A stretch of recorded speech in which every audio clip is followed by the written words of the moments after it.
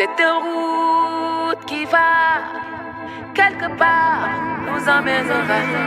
Questa strada che va da qualche parte ci porterà. I giardini saranno Omawada, Irakenames. Questa strada che va da qualche parte ci porterà. I giardini saranno Omawada, Irakenames.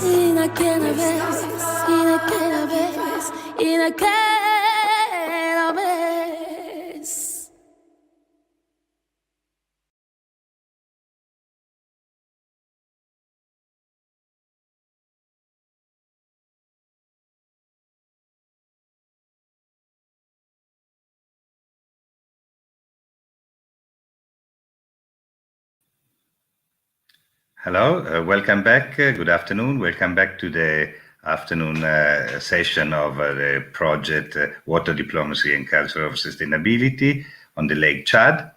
Today, in this session, we will host an interview with engineer Andrea Mangano, which is an hydraulic engineer. He worked as a professional engineer and executive in some of the biggest engineering firm of Italy, and among the others, of course, Bonifica, which is the firm that has released the Transacqua project. He's now a partner and president of PW Advisory and Capital Service Italia, a public service consulting group. Today we discuss the importance of integration of policy and long-term planification in the area. You should excuse us also for the framing of some of the image. Last and not least, the interview is conducted by our young staff, Leonardo Bertero, that has been extremely important and productive ever since the building of this project. And this is one of the occasions in which we really thank him for the work.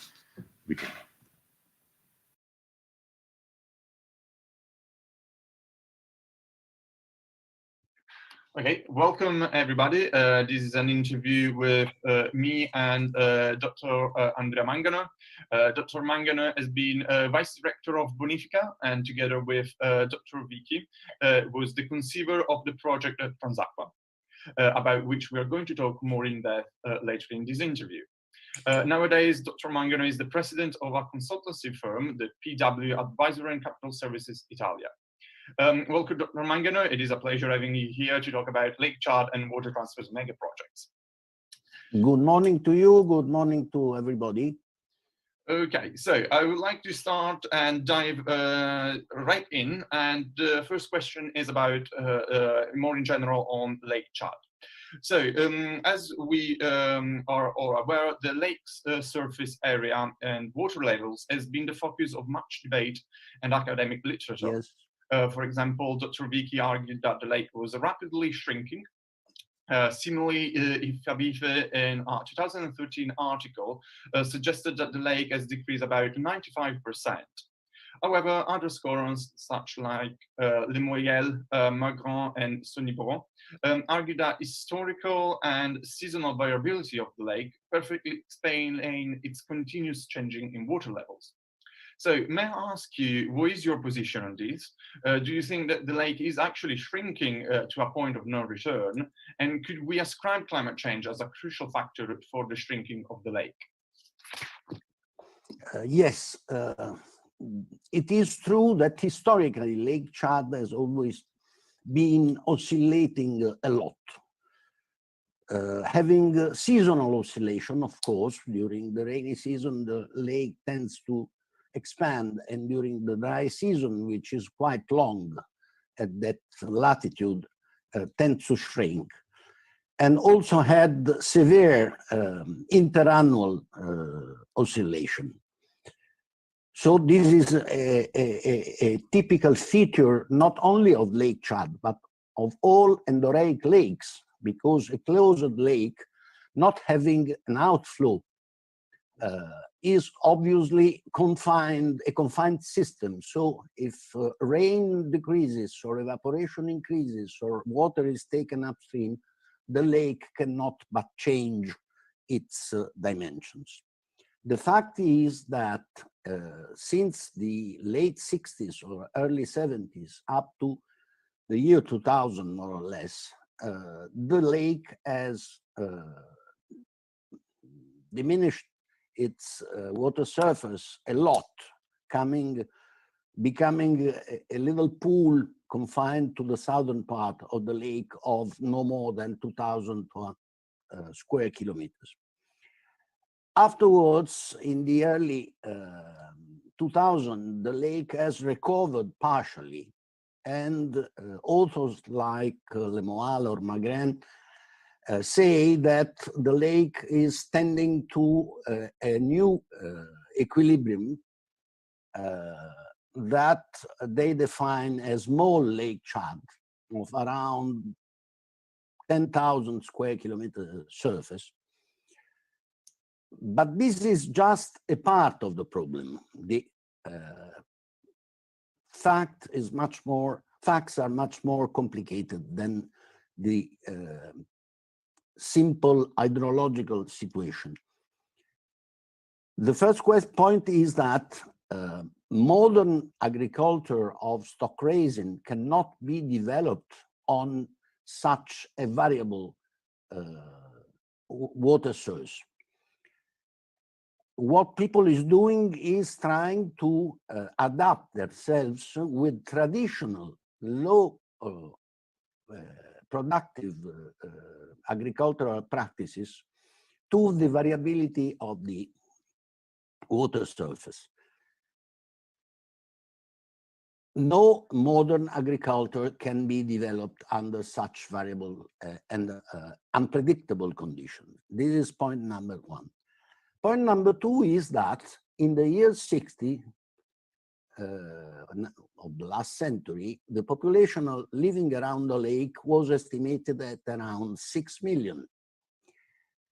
There are now 50 millions, and the number of population is increasing at a rate of 3% per year, which means that in 23 years they will be 100 million. And we have to give to these people the possibilities of having a development based on certain conditions, and water is the first one. We cannot expect that this population will continue to live under pre-modern conditions. Absolutely. Well, thank you very much for your answer. That was extremely in-depth.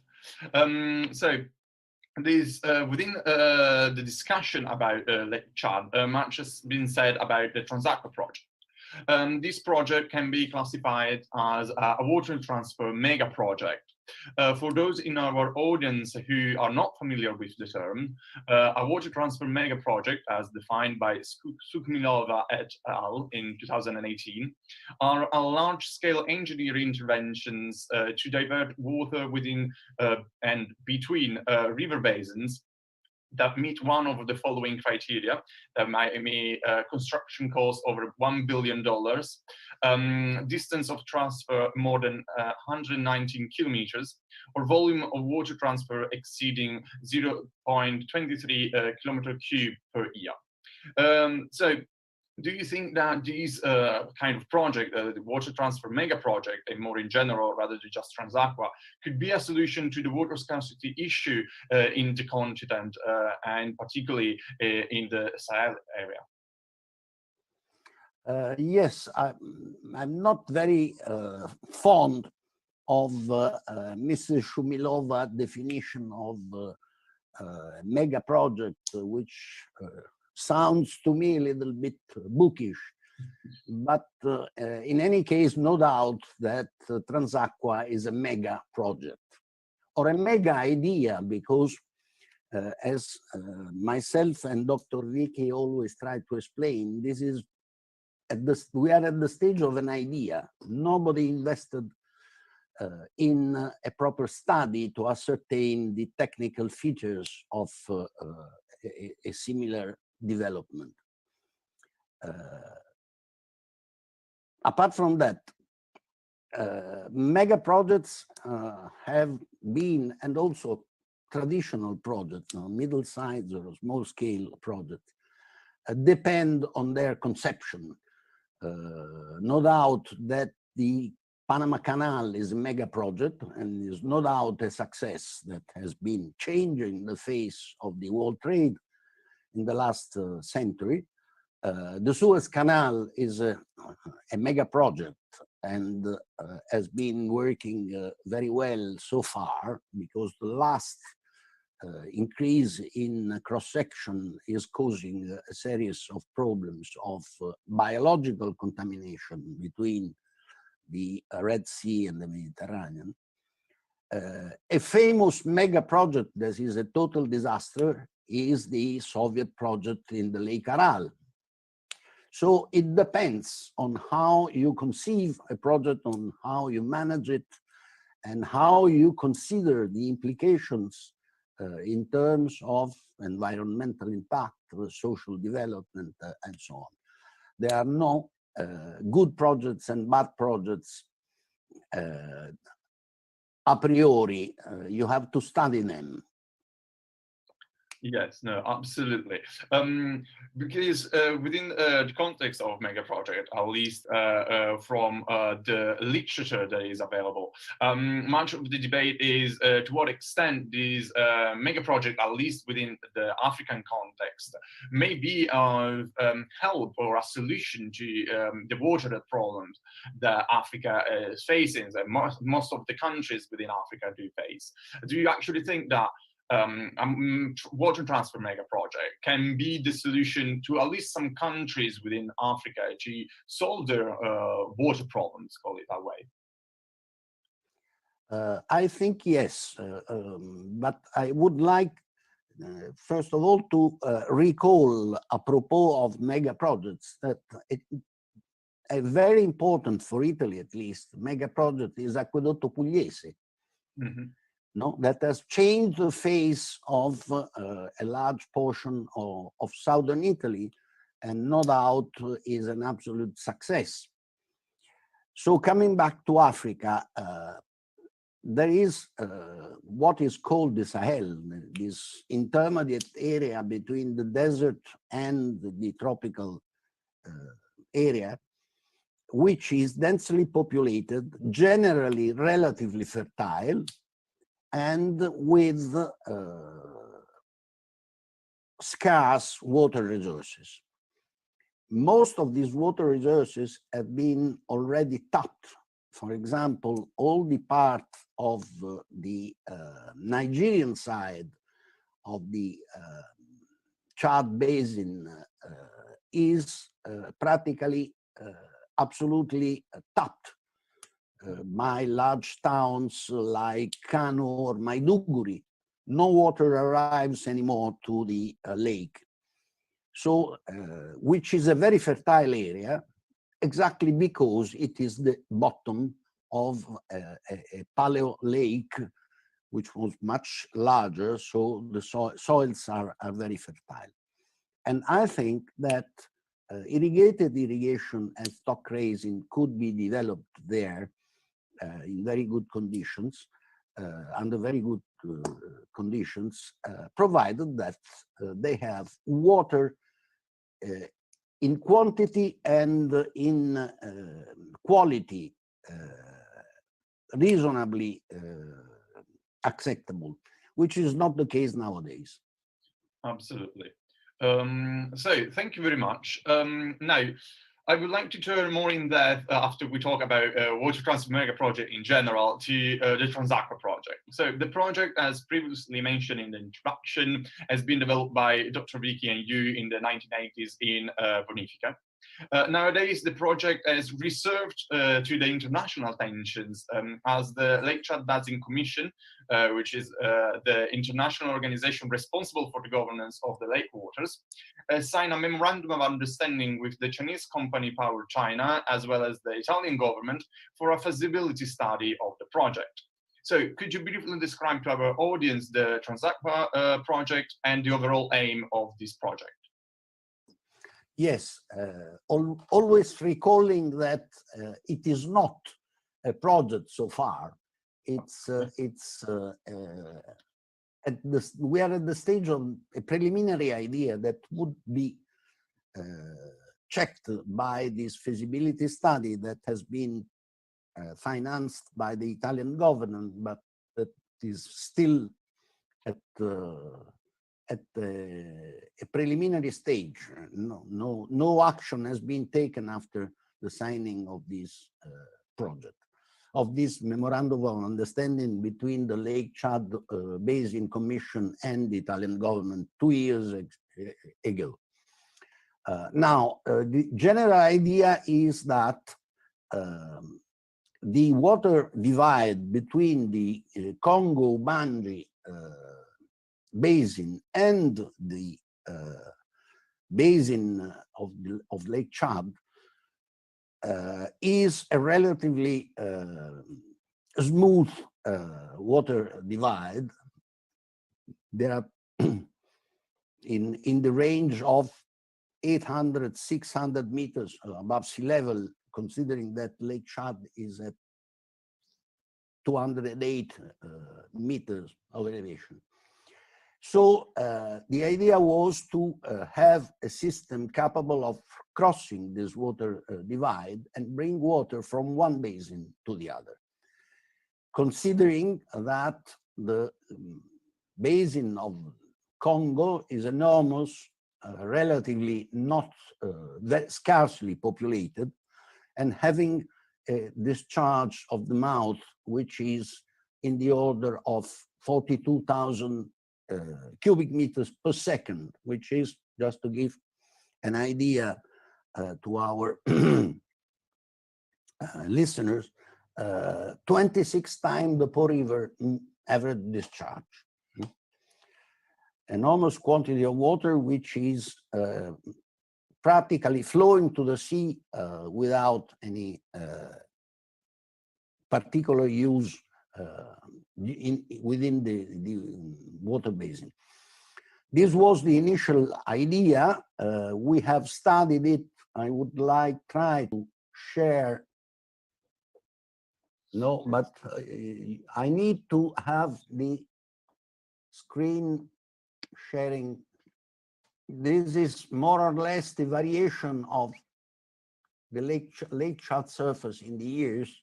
Mm-hmm. And what I would to stress is the change in population, not just in the dimensions of the lake. But coming back to the idea, here we are. I am trying to quote. Oh, this is the River Congo Basin. Mm-hmm.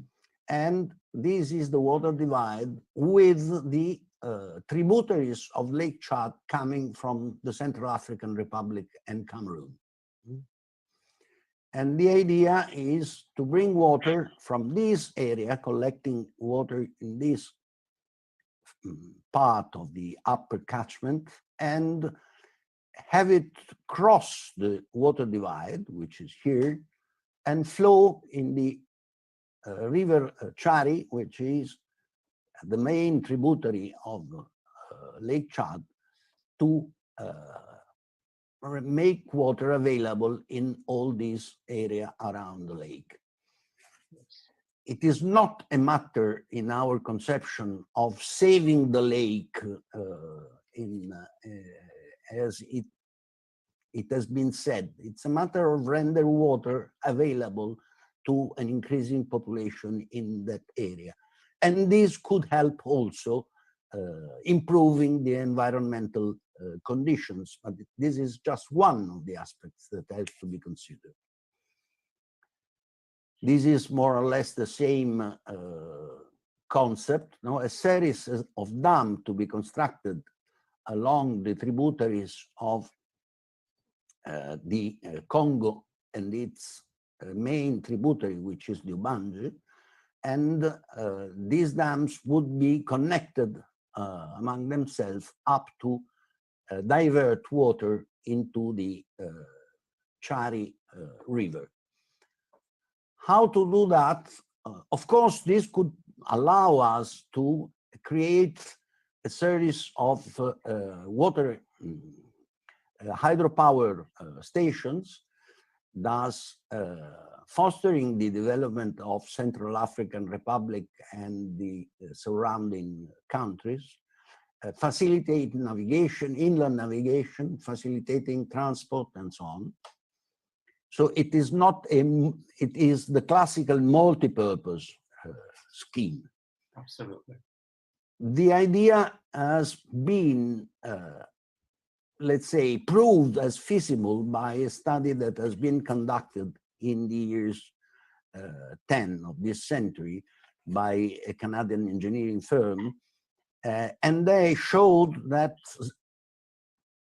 constructing a dam on the river Cotto, which is one of the most eastward tributary of the Ubangi River, you could divert water, no, into the Chari basin. On the other side, connecting this side of the reservoir with the adjacent one, you could create a chain of artificial lakes capable of collecting water, a small part of the water of these tributaries, and divert it toward the Chad basin. This is the first stretch that could be constructed in the territory of the Central African Republic. The idea is that the project can be developed by phases, no? Gradually increasing the discharge that could be diverted toward the Chad, and gradually developing hydropower production, irrigation, and so on in the areas surrounding the different dams and reservoirs. The total length of this idea so far, of this infrastructure, is frequently quoted in 2,400 kilometers.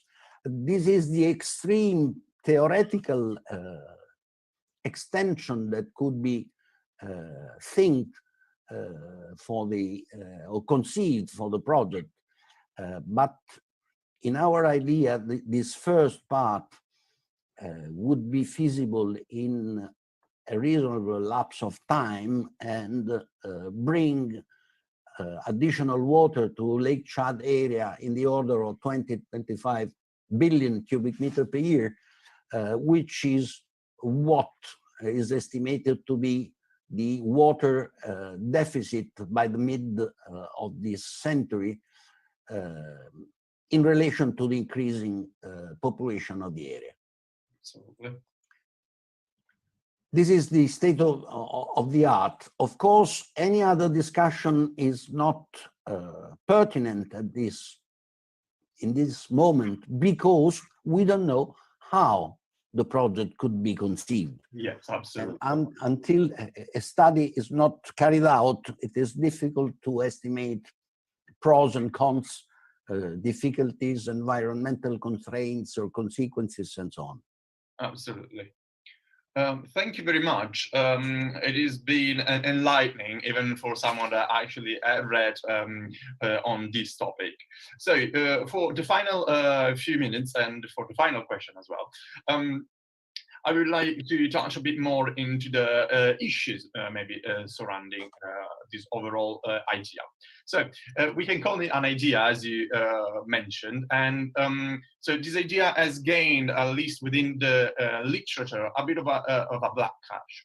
So this backlash, for example, comes from various scientists and scholars who, for example, have argued that there is either no necessity for this project, as the lake shrinking, as we pointed out before, is in line with its hydrological history and will regain its normal water levels, or as the biology in 2017 argued, this idea, this project, may lead, and I quote, to a loss of biodiversity and would damage rainforests, national parks, and existing UNESCO World Heritage Zones.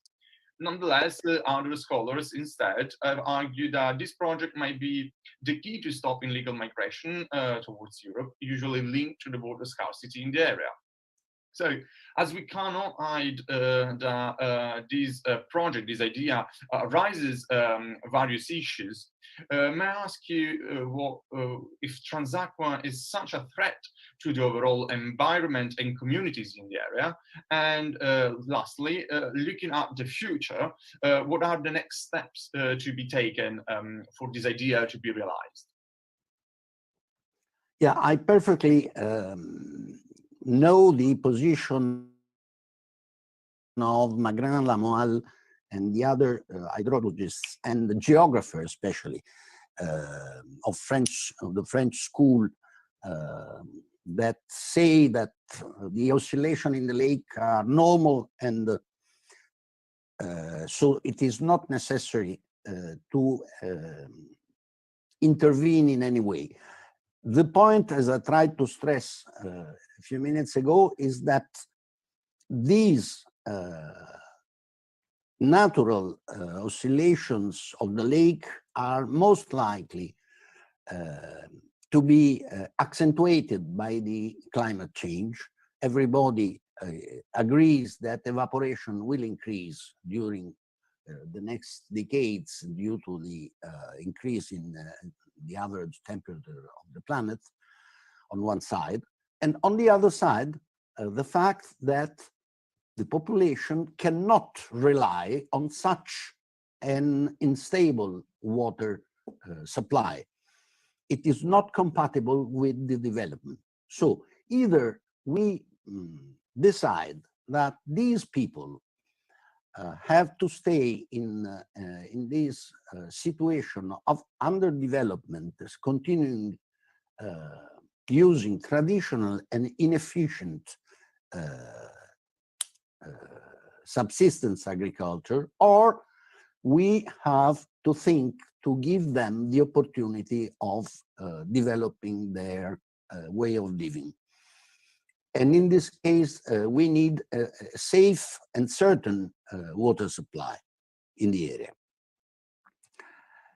The environmental hindrances, no doubt, any project, and especially any mega project, has to be carefully studied in respect to the environmental consequences. This is why we have to develop a project in order to understand what its features have to be and what the possible negative consequences are. We are perfectly aware that the area is very sensible in environmental terms, and this is why we think that a well-studied feasibility study has to be carried out in order to identify the problems and the possible solutions, or even discuss that costs are much more than benefits, and so the project has to be discarded. Absolutely. No, to be fair, it is extremely interesting, because when you read about the Transaqua project and the discussion about it, most of the literature, at least from my experience, do treat Transaqua as a project itself, you know, as almost an ongoing project, something that is ready to start and ready to be built. And it is extremely interesting, I think, for everybody to hear from your experience and from your idea that this actually is just an idea, is nothing has yet to be done with it. And so in terms of futures of the Transaqua project, the next steps are to be taken are what exactly? There is, as you were mentioning earlier, an interest of the state-owned Chinese giant Power China in participating to the development of a preliminary study or a feasibility study. The Italian government also pledged 1.5 million euros at the Abuja conference of 2018 to finance the feasibility study. I hope that these agreements would become reality and that somebody eventually is capable of designing at preliminary level this infrastructure, just to have a base of discussion where everybody can discuss on facts and not just on guesses or ideas or ideologies. Absolutely. Thank you very much. This has been enlightening, I think, not just for me, but for everybody who's listening to these interviews with you. So thank you so much for participating in this overall series of events. We, with the Center of African Studies, have tried to stress all the different issues surrounding the lake, and we were more than happy to hear from you about the Transaco project, whose, when we talk about the lake, such an important features, whether you are pro it or you're against it, it is necessary to talk about it. So thank you very much, Dr. Mangano, for participating today with this interview. It has been a pleasure. Thank you.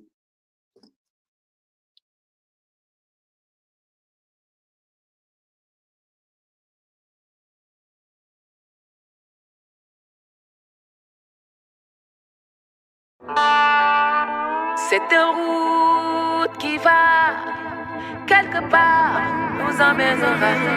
Questa strada che va da qualche parte ci porterà. I giardini che saranno o mawada, ina che la messa. Questa strada che va da qualche parte ci porterà. I giardini che saranno o mawada, ina che la messa. In a cannabis, in a cannabis, in a cannabis.